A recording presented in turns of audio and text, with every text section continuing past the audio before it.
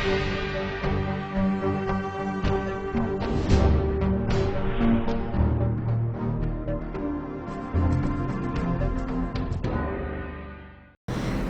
Vindhya times में आपका स्वागत है और आपके साथ मैं श्रेया हाजिर है आज की बुलेटिन की खबरों के साथ। पहली खबर की बात करते हैं। हिंदू धर्म की प्राचीन परंपराओं और सभ्यता की धमक और चमक किसी महामारी में कम नहीं हो सकती। कोरोना काल में भी लोगों ने 10 दिनों तक भगवान गजानन को अपने घर में विराजा और उनकी विशेष पूजा अर्चना की। जगह जगह भगवान गणपति की विशेष आराधना की गई। हालांकि कुछ जगह सोशल डिस्टेंसिंग का भी ध्यान नहीं रखा गया, लेकिन फिर भी कोरोना संक्रमण के काल में आस्था और भक्ति के लिए गजानन की पूजा भगवान के प्रति हमारी श्रद्धा को प्रदर्शित करता है। गणेश चतुर्थी का त्यौहार पूरे देश में बड़ी ही धूमधाम के साथ मनाया गया। रीवा में भी लोगों ने अपने घर में भगवान गणेश की मूर्ति स्थापित की और कोरोना से बचाव के लिए प्रार्थना की। हालांकि कोरोना के चलते सार्वजनिक गणेश पंडालों को सजाने की पाबंदी की गई थी, लेकिन भक्तों का उत्साह इससे कम नहीं हुआ। लोगों ने 10 दिन तक गणपति बप्पा को अपने घर में ही स्थापित किया और आज विसर्जन की प्रक्रिया शुरू की गई। आज और कल गणेश जी का विसर्जन होना है। भक्त अपने अपने हिसाब से 3, 5, 7 और 10 दिनों में गणेश विसर्जन कर रहे हैं। रीवा में भी भक्त गणपति के विसर्जन करते हुए दिखाई दे रहे हैं और इस दौरान वह बेहद उत्साहित हैं। कोरोना संक्रमण के काल में सभी कार्य प्रभावित हो रहे हैं। कानून व्यवस्था को कायम कराने वाली पुलिसकर्मी पहले ही कोरोना संक्रमण की गिरफ्त में आते रहे हैं। शहर के समान थाने में पहले भी कोरोना ने दस्तक दी थी। एक बार फिर से थाने के भीतर कोरोना संक्रमण की दस्तक की खबरें सामने आई है। बता दें कि समान थाना में बीते दिन पकड़े गए चोरी के आरोपियों की कोरोना रिपोर्ट पॉजिटिव आ गई है। जानकारी मिलते ही पूरे थाने को एक बार फिर से सैनिटाइज किया गया है। बताया जा रहा है कि बीते दिनों चोरी के मामलों में कुछ आरोपियों को गिरफ्तार किया गया था। नियमानुसार जेल भेजने से पहले आरोपियों का कोरोना टेस्ट कराया गया, जिसमें से एक आरोपी की रिपोर्ट कोरोना पॉजिटिव आई है। इस बात की सूचना मिलते ही समान थाने में पदस्थ 7 पुलिसकर्मियों को फौरन क्वारंटाइन कर दिया गया है। साथ ही पूरे थाने को सैनिटाइज किया जा रहा है।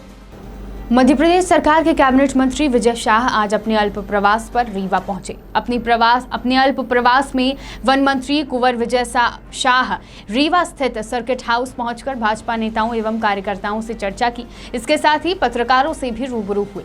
कोरोना संक्रमण की वजह से पिछले कई दिनों से रीवा में सरकार के किसी मंत्री की आवाजाही कम रही, लेकिन इस बार मध्य प्रदेश सरकार के मंत्री कुंवर विजय शाह अपने परिवार के साथ धार्मिक यात्रा पर निकले हैं। इसी दौरान रात्रि विश्राम के लिए रीवा रुके और बीजेपी जिला अध्यक्ष अजय सिंह के साथ पत्रकारों से रूबरू हुए। पत्रकार वार्ता में मंत्री कुंवर विजय शाह ने बताया कि कोरोना के कारण जहां पूरी देश दुनिया में प्रभाव पड़ा है, वहीं वन विभाग पर भी इसका असर पड़ा।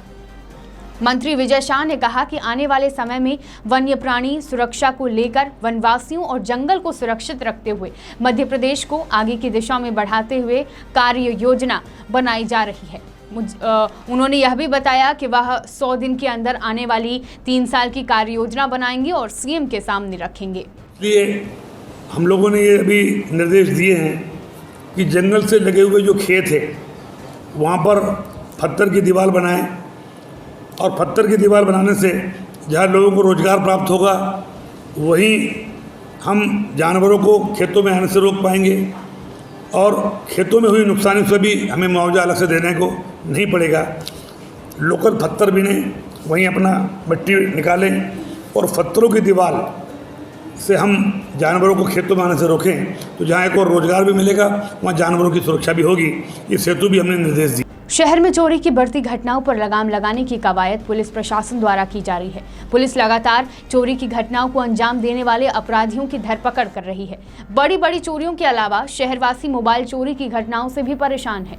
किसी भी व्यक्ति का मोबाइल फोन चोरी हो जाने से संबंधित व्यक्ति की बहुत सी व्यक्तिगत जानकारियां चली जाती हैं, जिससे उस व्यक्ति को कई कठिनाइयों का सामना करना पड़ता है। मोबाइल गुमने की शिकायतों को गंभीरता से लेते हुए एसपी राकेश सिंह के निर्देशन में साइबर सेल रीवा में ऑपरेशन मुस्कान चलाया गया, जिसके तहत कई गुम हुए मोबाइल की तलाश करके संबंधित फरियादी को दिया गया।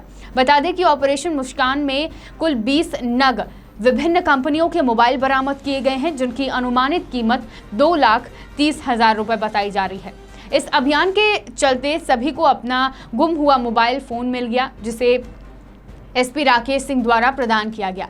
मोबाइल फोन में अधिकतर लोग अपनी फेसबुक आईडी, व्हाट्सएप, मेल सहित कई आईडी लॉगिन करके रखते हैं, जिससे उनकी आईडी के दुरुपयोग का भी खतरा बना रहता है। इसीलिए इस पूरे मामले को गंभीरता से लेते हुए पुलिस ने कार्रवाई की और गुम हुए मोबाइल की पतासाजी कर उनकी तलाश कर संबंधित व्यक्तियों को, संबंधित फरियादियों को प्रदान किया।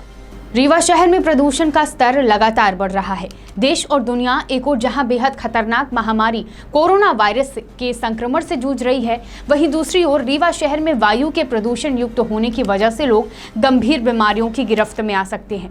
आलम यह है कि सिरमौर चौराहा मार्ग पूरी तरह से प्रदूषण युक्त है। इसका एक प्रमुख कारण निर्माण प्रक्रिया भी है।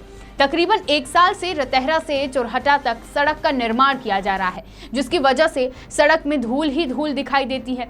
ऐसे में लोगों का सड़क में चलना भी दुर्भर होता जा रहा है। सड़कें धूल से सनी हुई है। 5 मिनट भी इस सड़क में सफर करना बेहद कष्टदायक साबित हो रहा है। ऐसे में प्रशासन के द्वारा जरूरी इंतजाम किए जाने चाहिए, जिससे मार्ग से निकलने वाले लोगों को राहत मिल सके और वह खुले में सुकून की सांस ले सके। फूडक्राफ्ट इंस्टीट्यूट रीवा में एक कार्यशाला का आयोजन किया गया, जिसमें रीवा के छात्रों को पर्यटन के क्षेत्र से संबंधित जानकारियां दी गई। इस कार्यशाला का मुख्य उद्देश्य प्रदेश एवं रीवा के छात्रों को पर्यटन के क्षेत्र में रोजगार प्रदान कराना है।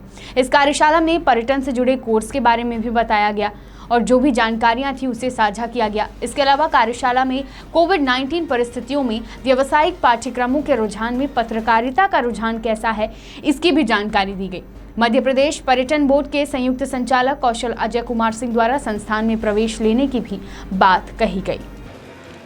नमस्कार, मैं प्राचार्य BS मुंडे, मध्य प्रदेश पर्यटन द्वारा संचालित संस्थान फूडक्राफ्ट इंस्टीट्यूट का प्राचार्य हूँ। आज के कार्यक्रम और आज की जो कार्यशाला का जो आयोजन है, ये आयोजन हमने जो कोविड-19 कंडीशंस में प्रशिक्षणार्थियों की जो परिस्थितियाँ चल रही है, विद्यार्थी अभी ऑनलाइन एजुकेशन सिस्टम्स के लिए फैमिलियर नहीं है और कहीं दूर दराज में रीवा छोड़कर ऐसे दूर दराज इलाके में जहां हमारे प्रशिक्षणार्थी रुके हुए हैं, उन्हें इन कोर्सेज़ के बारे में अवगत कराने हेतु आज हम इस कार्यशाला का आयोजन कर रहे हैं और इस माध्यम से हम पत्रकारिता का क्या सहभाग हो सकता है, उन्हें अवगत कराने में पत्रकारिता का क्या क्या रोल हो सकता है, इस बारे में आज का कार्यशाला का आयोजन किया गया है। कौन आया है और कहाँ से आया? आज हमारे बीच मध्य प्रदेश पर्यटन बोर्ड के संयुक्त संचालक कौशल श्री अजय कुमार जी आए हुए हैं और साथ में ही गणमान्य व्यक्ति श्री मिश्रा जी पर्यटन बोर्ड से, प्लस जहां आज रीवा के जो गणमाननीय पत्रकार महोदय हैं, ये सब आज इस वार्ता में सम्मिलित हो गए हैं। विंध्य की तमाम खबरों के साथ कल फिर हाजिर होंगे। देखते रहिए विंध्या टाइम्स। बहुत बहुत धन्यवाद।